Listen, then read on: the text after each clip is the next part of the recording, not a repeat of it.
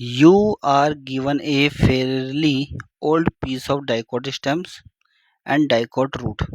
तो आपको जो है ओल्ड डाइकोट स्टेम दिया गया है और आपको डाइकोट रूट दिया गया है पुराना वाला।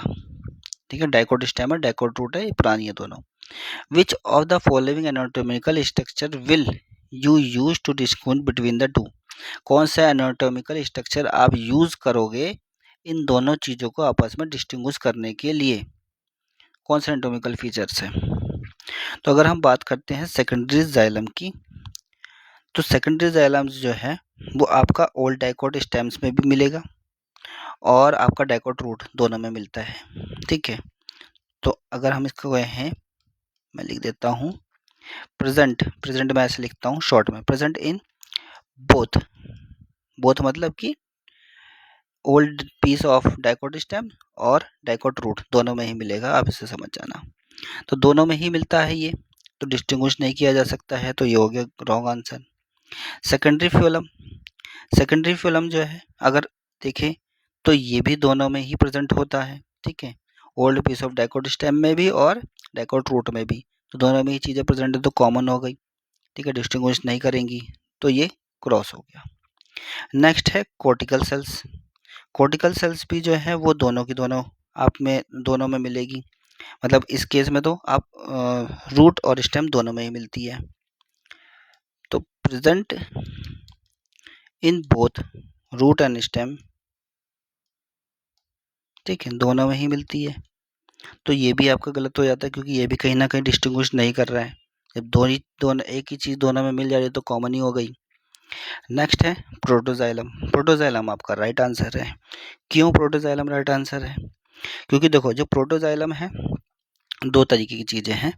मान लो ये रूट है, ठीक है, इसको अगर हम ज़्यादा बढ़िया तरीके से लिखे तो इसको मिटाना पड़ेगा।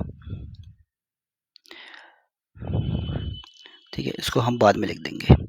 रूट है, रूट में देखो आपका क्या होता है, प्रोटोजाइलम मिलता है आपको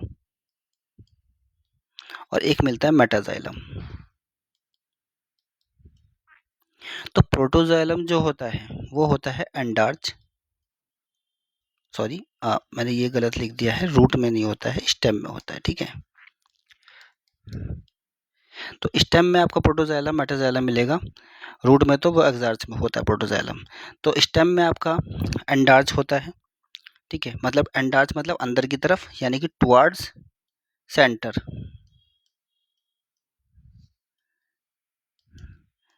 या फिर आप पिथ कह सकते हो, पिथ जो है तो सेंटर होता है।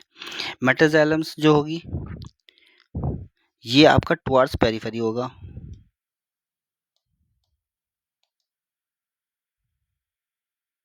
ठीक है, मेटाजाइलम का टुवर्ड्स पेरिफेरी होगा, स्टेम के केस में ऐसा होता है। अगर हम रूट के बारे में बात करते हैं तो रूट में आपका जो प्रोटोजाइलम है ये कैसा होगा, ये एक्सार्च होगा, मतलब कि ये जो होगा टुवर्ड्स पेरिफेरी होगा।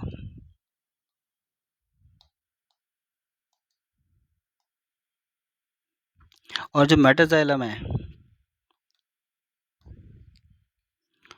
ये होगा टुवर्ड्स सेंटर। ठीक है, तो आप यहाँ देख रहे हो बिल्कुल चीज़ें जो है बिल्कुल अपोजिट हो गई हैं, कि स्टेम में आपका प्रोटोजाइलम जो होगा कैसा होगा, एंडार्च, और रूट में आपका प्रोटोजाइलम कैसा होगा, एक्सार्च।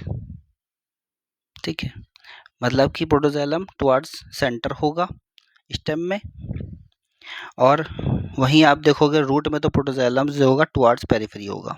तो ये एक डिफरेंशिएशन है, यहाँ पे डिस्टिंग्विश कर रहा है दोनों चीज़ों को, स्टेम्स को और रूट को।